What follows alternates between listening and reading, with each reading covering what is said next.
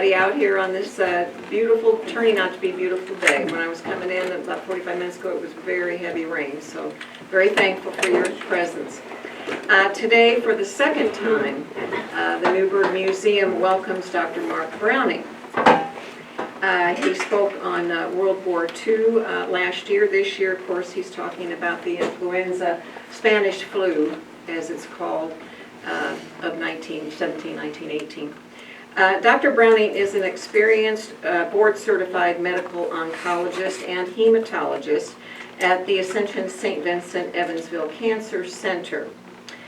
Outside of the office, Dr. Browning enjoys serving on numerous boards in the Evansville community and has direct involvement with the Evansville Wartime Museum, and we have his brochure, the brochure on every seat, the Eigelhart Gardens, the IU Medical School, Evansville, and the University of Southern Indiana. He also has a special passion for genealogy and local history. He is truly a community champion.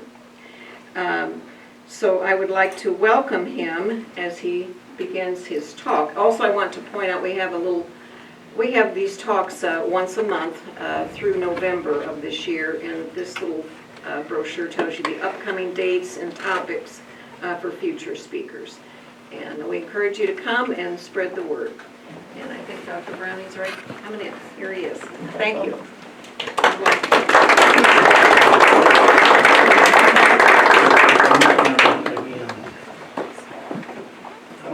Good morning. Good morning. Good afternoon. Good afternoon. Thank you for telling me that.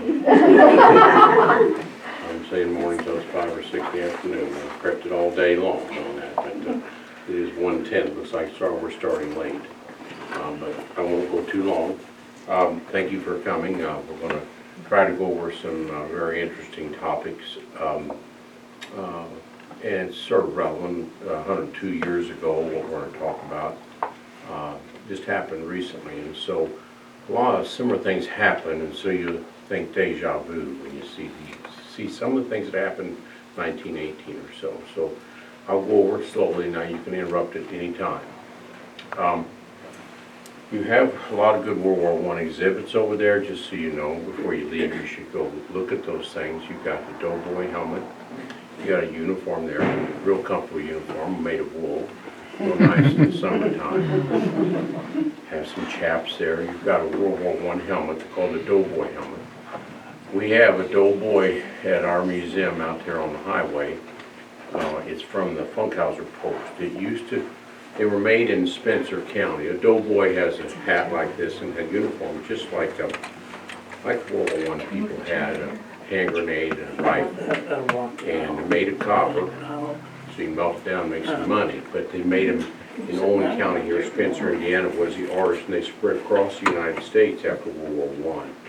And the one that left in Evansville was left in Sunset Park, and I think the flood of 37 sent it down the river. Somebody found it and brought it back, and then it sat in front of Funkhauser and the old mill out there on the west side. Could you talk a little Right size, yes, ma'am. When it goes down, tell me again, okay, because that's a bad habit. Thank you. Wrights High School students, or maybe modern day students, would grab it and drag it.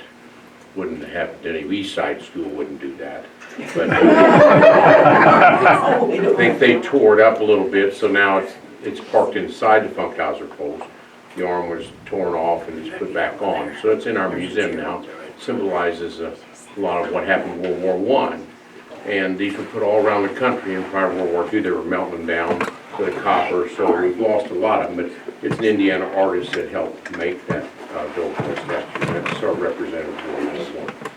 You got other things there. You've got a James Bethel Gresham right in that wall there.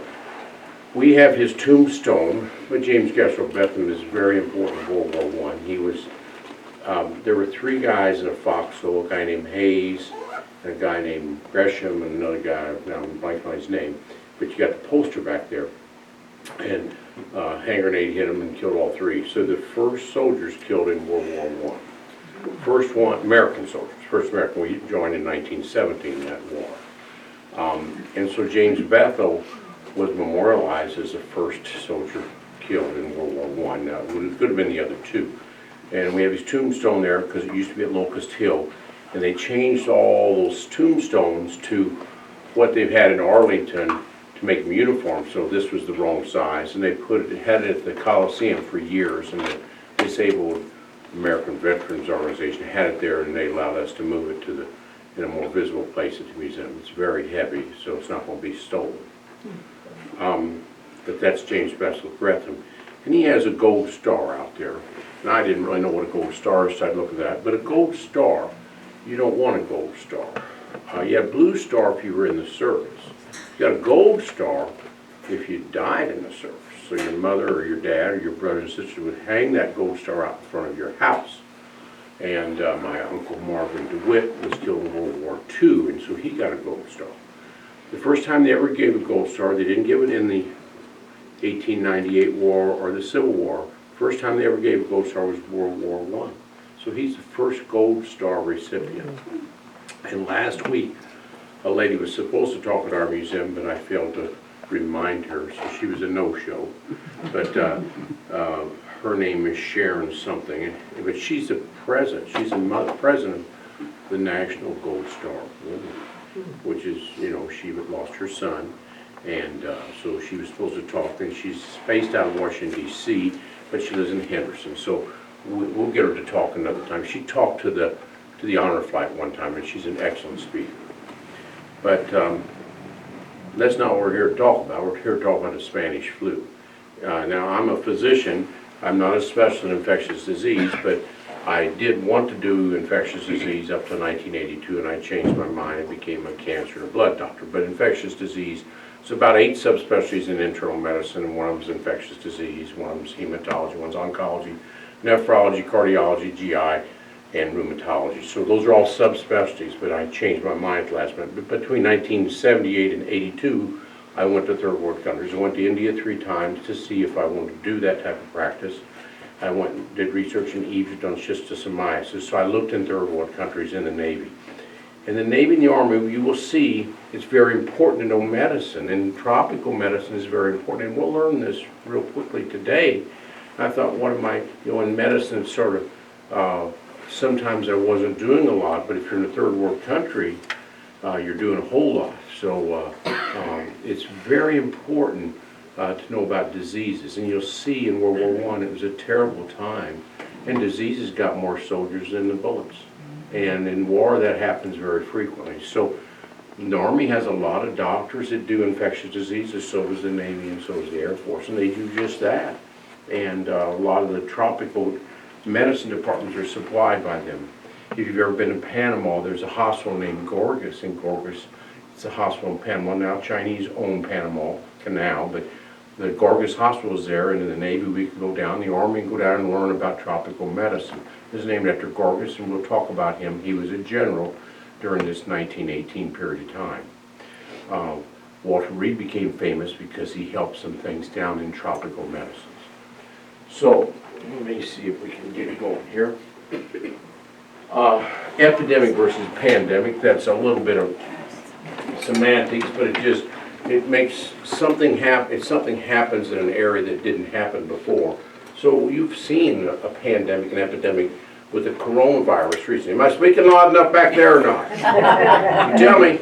Okay, the coronavirus, so a lot of this you'll see deja vu with the coronavirus, and so it'll stick in your mind a lot what I'm going to talk about. But when I'm pulling these things, I just want to show you disease is terrible, and it can really limit a lot of things. So if you go back to, before we get to cholera, you go back to 1315 to 1317. Half the European, close to half the European people were lost because of a famine, a 2-year famine between 1315 and 1370. So famine's a problem. But you go back to bubonic plague that happened about 30 years afterwards, about 1350 or so. 20 to 60% of Europeans were lost because of that little Yersinia organism that followed the rats and then followed human beings, went air to air to human beings. Killed half the population. So disease can be a terrible thing. Cholera, big bad disease, still still have cholera. You can look in old magazines and old doctor's books of a cholera bed. It's like a piece of rubber, and it's like a funnel. And so I just lay on that, and they'd measure how much came out of me and give me the rest by mouth because IVs weren't prominent.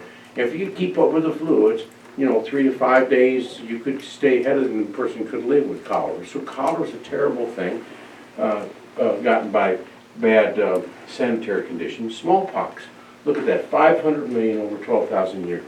So those are big things that change civilization, all those things we talk about here, but we're not here to talk about that.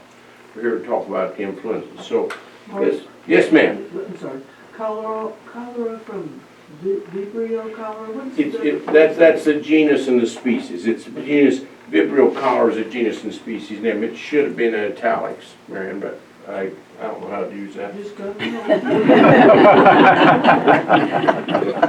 So before we get to the war, before we get to 1918 or so, just want to give you a preface of some things but malaria, yellow fever. So the Spanish-Cuban War was only about a 10-week war, and I think the battleship Maine sunk in the Cuban harbor, so all of a sudden we got all uptight about it. McKinley didn't want to go to war, but we went to war for about 10 weeks. But a big problem, we won it pretty quickly over there, and that we became an expansionist country at that time.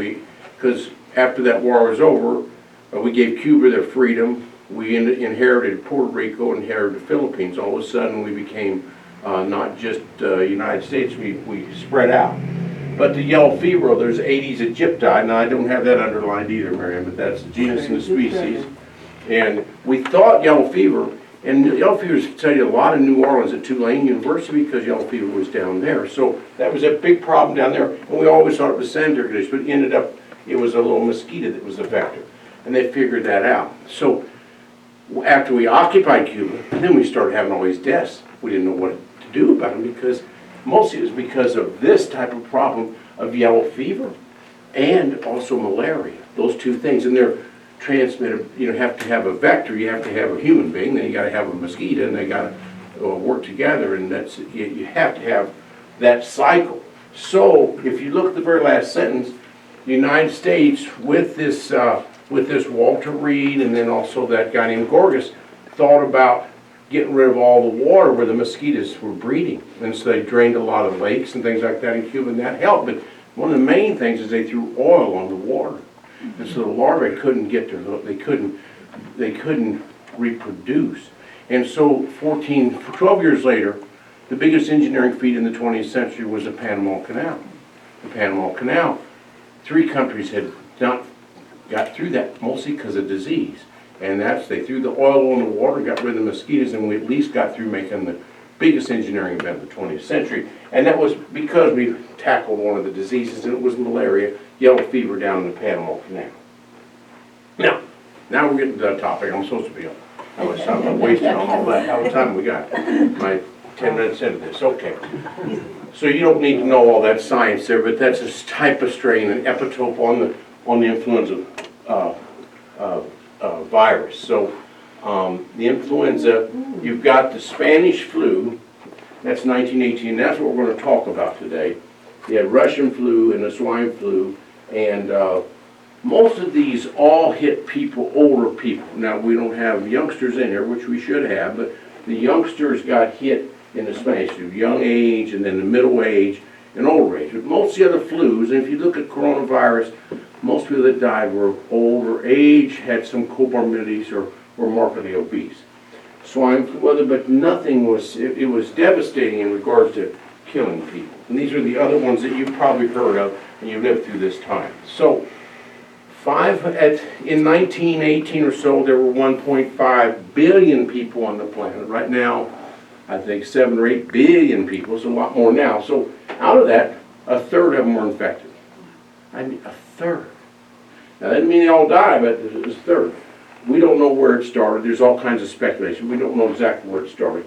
February, so it went about 2 years, just about like coronavirus. This is 102 years later. We started the coronavirus about April of 20 or April 19. So it's about 102 years later. Deaths, 50 million deaths, 50 million. So Terrible, terrible. Rain, some people, it's hard to predict everything. Statistics aren't as good as then as they are now, and they're not really that great now sometimes. But 17 to 100 million is some estimates, but 50 million is what a lot of people say. Just the USA, 675,000 deaths from the flu alone. So, well, what's 675,000 mean? Well, that is more than all our wars except the Civil War, okay?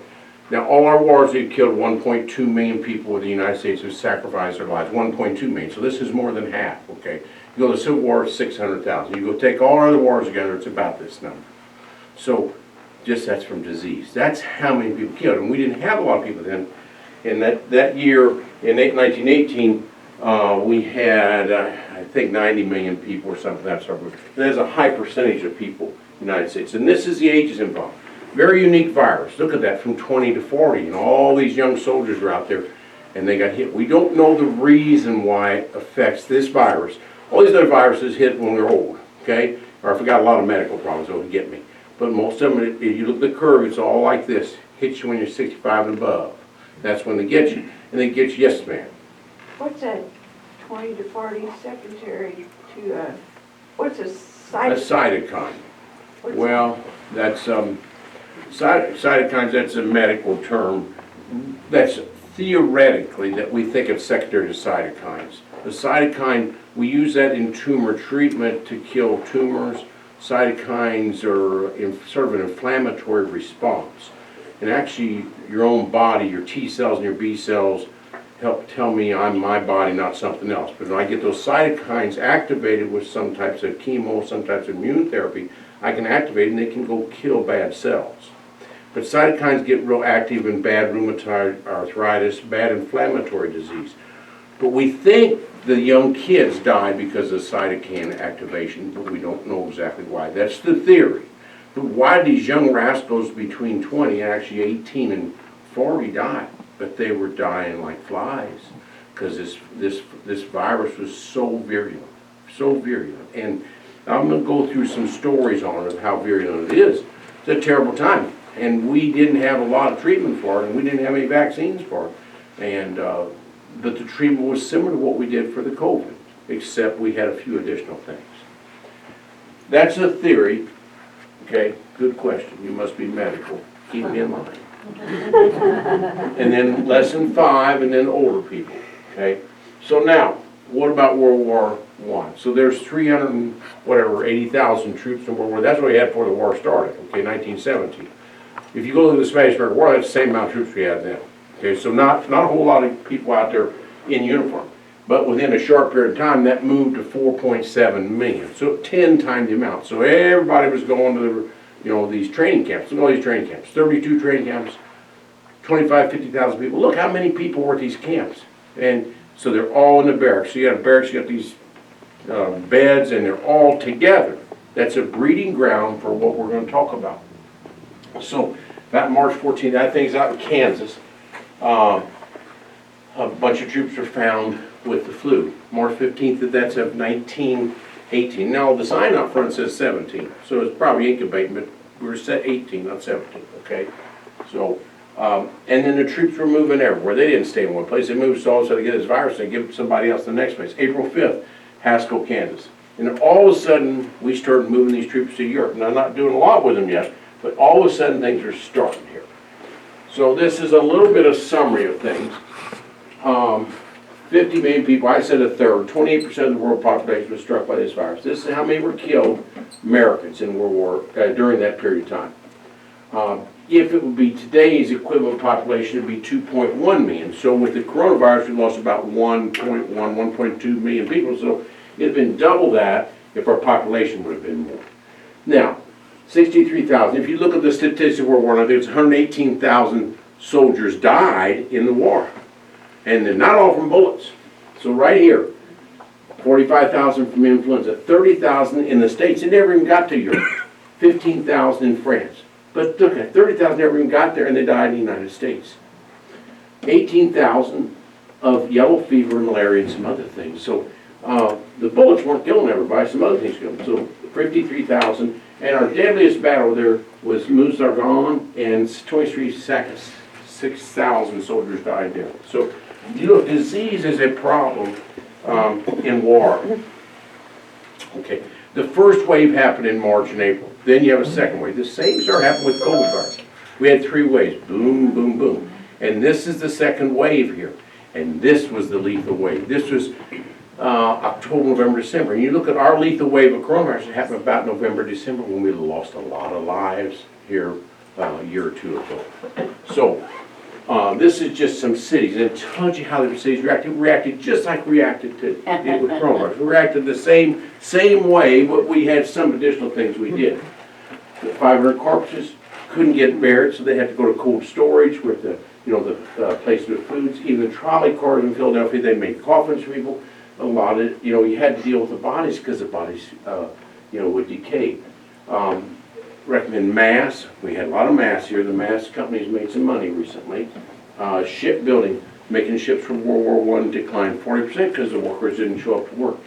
Closed movie theaters, night schools, public gatherings. That's exactly what we did with coronavirus. October, 195,000. That was the worst month of all. Out of the 600+ thousand, most October was the worst. So when you look at corona, I think it was more November, December, but and that's 102 years different. Next slide.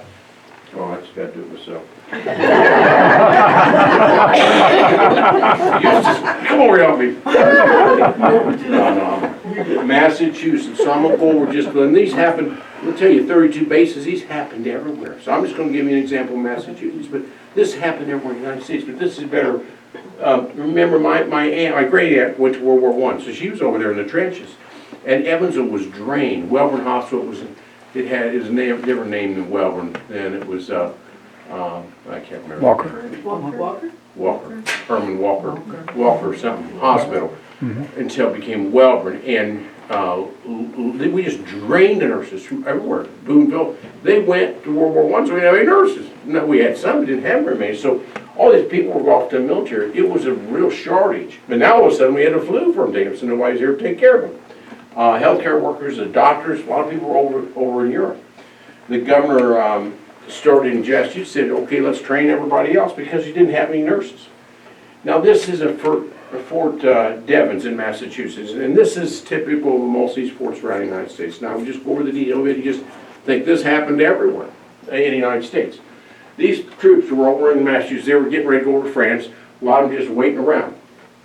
In September 8th, the first flu was documented there. Just 2 weeks later, the flu, remember, it hits you from mostly me talking to you like there, coughing, nasal drainage, hits 6 feet away. So that front row could all get it from okay? Front row was better, but second row was a little safer. And then, so distance helps, but also mask helps, okay? And good hygiene, that's what we're talking about, washing your hands, and you don't want to transfer. You can transfer this way with touch, but it's more like this. And that's the same way you transfer tuberculosis. So look at this. In just a 2-week period of time, a fifth of the troops had it. Boom! The whole base had it, okay? 8,000. The main hospital said 2,000 beds. I know they didn't have 2,000 beds. They said 2,000 beds. I don't know what those beds are like. And they couldn't do anything for them anyway. Couldn't do anything for these young kids. So the Surgeon General at that time went and looked at that. He was Gargis. He became famous because of yellow fever and malaria. Named a hospital after him in Panama City, or Panama, the country of Panama. These men, it would come 10 at a time, sometimes more. Their face had a bluish cast. They started bringing up blood and coughing, and the next day were dead. He said he'd never seen anything like it. He knew how to take care of dengue fever, or yellow fever. He knew how to take care of malaria, but he hadn't seen anything like this. And the pathologist did autopsies, and foamy blue lungs were seen.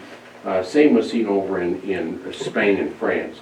And during March of the year before, or the early year, the Spaniards, they called it the Spanish flu. It's really a misnomer. It happened everywhere, but they called it the Spanish flu. The reason they called it the Spanish flu is France didn't want to write a bunch of bad things that were happening. So they tried to keep all of it down, and they had to edit everything, not let you talk about Spanish flu. Spain was a free country, and they could talk about anything. So they wrote all this stuff. And so because it was really popular there, or really happened a lot there, because the newspaper talked about it, that called the Spanish flu, it was a flu everywhere, but that's a misnomer. It happened everywhere, not just in Spain, but we still call it the Spanish flu. I have a question. Yes, ma'am. Yes, ma'am. Did they know from the beginning that it was flu, or did they have to take some time to diagnose? I'll talk about that a little bit later. I think they sort of decided in the 1930s that it was a flu. But, you know, I mean, and then the epitope, the genetic screen, it was made in 2005. So a lot of hypotheses of what's going on. And so we thought it was a virus, didn't think it was a bacteria. And remember, in 1918, we got antibiotics about 1940. So World War II, and also when we had this COVID virus, we can give you an antibiotic. And sometimes it helps, sometimes it doesn't, but it doesn't do much. A lot of viruses, influenza, if I get the influenza, I get pneumonia and I get a super infection. That's why antibiotics are helpful. People don't always die of influenza virus, they die of an infection of their lungs, so antibiotics are helpful. In 1908 didn't have antibiotics. Antibiotics came out about 1940, so nothing to do for these people. Now later on, you had everybody in the hospital get COVID, they had antibiotics, and sometimes it helped, sometimes it didn't. So this is a chronology, mid-September, now we're in the second part, and there's a mayor there, and so he said light all the furnaces in the schools. You know, a lot of things happened, that didn't work. He just thought to get rid of all the bugs. And then shut down all the schools. Just what we did here. We did everything by Zoom and everything else. Public and parochial schools, theaters, museums, dance halls, what they call saloons. You know, they cut everything out. That's what happened here, and that's why the economy dropped as well, too, because nobody was doing anything. There was an agricultural society. That was an agricultural area. And so they changed it to a hospital. It was had another purpose. So we repurposed buildings. You look, we repurposed a lot of buildings. You go to New York City, we repurposed all kinds of things to take care of the triage. So medicine's good. We're real good at taking care of one person at a time. That's what we're good at. Somebody comes in and everything's ordered, but boy, when you get masses of these things, it's very difficult. And triage, and they teach your military how to do it. Because if we have an atom bomb, it's a triage, and it's 1/3. They're not making it, you might make it, and you are going to make it. So I take care of these. So you have to learn triage, and they learn that in nuclear catastrophe, and this type of thing, you have to learn triage, and you got to be able to sort people out and help them. So here's November 18th, and look at the Army, grew that many, you know, like 4 or 10 times. January, this is the third wave, and it's about, you know, we got a little calm on COVID about that period of time. Woodrow Wilson was over there at Versailles, signed the treaty, and he fainted, and they think he had the coronavirus, he had the flu then. And then by the summer of 1990, it subsided. Therapy. We had no vaccines in, no antibiotics in, so you did the same thing we just did. You isolated people, you quarantined, good personal hygiene, you had all these disinfectants. Disinfectant companies made a ton of money. I think Procter & Gamble, all these people, they made a fortune during that time. And limited, you couldn't even buy a mask. When COVID started, I went to 4 drugstores to find a mask, couldn't find a mask. You should be in the mask business if you knew that was going to happen. So, synthesized, analyzed, it's been synthesized, analyzed now.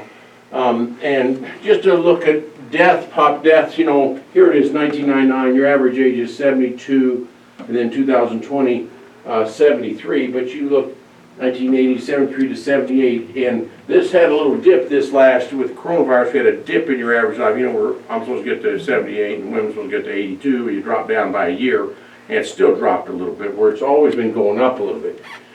If you go back to 13, 15, during the bubonic plague, your average age was about 35, and you went down to 28 with the bubonic plague. So it wasn't too good then, 35, and it's mostly because infant mortality. Infant mortality averages 0 lifespan to this, and it really brings your numbers down. There, 1978 life expectancy in the women, you look at 1917 and 1918, it was 54 before the virus and went down to 42. So that because we didn't have a tremendous population, but look at the drop in the men, and that only stayed for a year or two, but look at the tremendous drop. So killed this worldwide. You know, the United States only lost 100,000, but you know, France and I mean Russia always lose people in war. They're losing people in war all the time. I mean, I don't know, I wouldn't want to live there.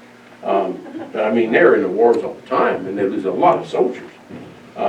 Infection rate, 1/3 world. I already said about Woodrow Wilson, December 18th. This is what the public people did, the officials, educate, nasal congestion discharge, the same type of transmission we had with COVID virus. Nasal discharge, air droplets, staggering. So our office, we staggered work because all the doctors sick, so nobody could take care of anybody. So we staggered. I'd be there one day, nobody would be there, and nurses, you staggered. A lot of big companies staggered people, so hopefully everybody gets sick at the same time. They wanted people to walk to work, not take public transportation where they'd get sick. Third wave, 1919 virus, is still in existence, you know, long period of time, isolated in the 30s. These are the other ones. This is the Asian flu, 1957. It's another virus. It's an H2N2. It's a different virus. Hong Kong killed 1 million people in the world. United States, 116,000 deaths. That's a lot of deaths. And you probably can remember some of that. Influenza, 1968. That's the same type of virus, H3N2, but it killed 100,000 in the United States, 1 million worldwide. All these mortality rates are with older people, not with the younger. Swine flu, that's 2009. Similar type of effect on population. But you look at the mortality, I've got the mortality rate, and I did 0.3%, and you look at the mortality rate of 1918, it's 1 to 3%. So if you just think of that mortality rate of the swine, or the Spanish flu of hitting 1 to 3%, the only time your country's ever hit that is the Revolutionary War. You had 1% loss of your population, 1%. The Civil War, you had 2%. It was devastating. Let's go to World War II. Go to Lithuania. Lithuania lost 19% of their population. Russia lost 13%. And China lost 5%. And the Civil War killed us. And that's only 2%. But you go to Russia, 13% of the population. It's just an atrocity. China lost as many people, but they had more people. That's why they only lost 5%. But Manchuria and that Chinese war lasts forever. So we got hit. This was devastating to us, 1 to 3%. But look at what happened in World War II with those other countries. And you just can't take it, but you've got to know your medical stuff. And some of it we don't know what to do with, but you had to do your best. And you try to, and what I wanted to bring is up with vaccinate people. We've got a quadra vaccine you're supposed to get. It covers most everything, but there's new evolution of viruses, and it's going to miss some of them, but you should go get your vaccines. You know, when your doctor tells you, you shouldn't just stay away from it. If you're older than 65, you ought to get your vaccines. Last thing I want to just say is, who knows Wayne Hockmeyer? Hockmeyer. He graduated from Memorial High School in 1962. Who's he? Okay, well, he's the father of vaccines. And he graduated from Edmondson. And nobody knows him. It's the saddest thing. Well, we're getting him in here to talk late summer next year, okay? He's about 78. And a building's named after him in Purdue, a building's named after him in Florida. And you could, like President Trump or not, but President Trump was shaking his hand about 1919, says, you're probably one of the #1 people that help us develop our vaccine. He went to Vietnam, and then he got the Army to pay for his school. He went to Florida, became an immunologist and a researcher on vaccines, and did it with Walter Reed Army Research Center all the way till about the late 80s. Then started his own company doing the same thing, and owned MedImmune, and developed vaccines, and did that most of his life. Right from our little area, nobody knows who he was. I mean, it's just, you know, I'm telling you. And what we see is vaccines. It's a preventative medicine. Some people think it's boring medicine because you don't have the action right now, but it's very important. And we got a hero right in our own town. Now, he's coming to medical school. He's coming out to where we call it, out to USI. We're going to have him talk at Central High School and Memorial High School. We're going to have this guy on the road show. But isn't it amazing? And there's a lot of other people that come out of this community that people don't even know. And they've done a lot of good things in the world, and we probably should bring them back to talk. Let me see what else we got. Sequence, this lady was asking about that. Hispanics and blacks had a higher mortality rate in COVID. COVID, remember, hit the older population. If you were very obese, you had more of a problem with COVID. That's okay. Okay, questions? I'm done. Any questions about the Spanish flu? I'm not a Spanish flu expert, but it's something that happened, and it just with COVID happened 102 years later. Look at all the same stuff. And there wasn't really good antibiotic for COVID. We treated COVID for superinfection. We got pneumonia and other things. But some people that were markedly obese had a harder time as a youngster. But it was mostly my age and older that got into problem. And the life analysis, when you look at how long we live, it dropped down by a year or two just because of that. And it was a terrible time for nurses in hospitals. Just a terrible time. They would walk in. It's like you don't have any gunpowder. You can't do things. You were really just supporting, and you were hoping to get off the respirator. And in November and October, a lot of people my age and older They ask you, and I talked to Ian Lynch, he's a doctor who's working with me now, and he was in the hospital during all that. He said he had 25 patients that died from COVID. And he says, we'd ask them, and if we didn't think they were coming back, we wouldn't intubate them. Or we'd ask them, and they knew, a lot of them didn't come back if they got intubated. So a lot of them picked no intubation, because sometimes it didn't solve it. So a lot of them even didn't get intubated, according to him. I don't have a national statistic on that, but, and that's COVID. And we're gonna face another one sometime. I don't know what one it's gonna be, but I mean, history repeats itself. It's a sine wave. I've shown you 5 epidemics since 1918, so there's gonna be probably something down the road. And I think just your vaccines that you do, even though it isn't gonna cover all the new problems, it'll cover some. So I think it's a quadrupleg, it's a 4 type of vaccine epitope. You should take that, and you should take that when your doctor tells you to. Other questions? Yes, sir. This isn't a question, but you might be interested in the story. My father was born in 1896. He was a sergeant in the Home Guard in Effingham County, Illinois. And he was drafted to go, and he may have been in Massachusetts. I'm not sure where it was, but he was up on the East Coast when he got the influenza. His description was that guys were dropping right and left. And he said it was like acres of white tents of people sick. And the hospital tents were white. And he said our tents were more pup tents or things like that, smaller tents. Larger than pup tents, but dark colored. He said that I have his discharge paper, a medical discharge that says you are released to go home on medical discharge, but you're still obligated to come back when you're well. This is what happened to him. They sent him home. He was unable to use his legs or arms. He had lost the use of them. He could hardly breathe. His mother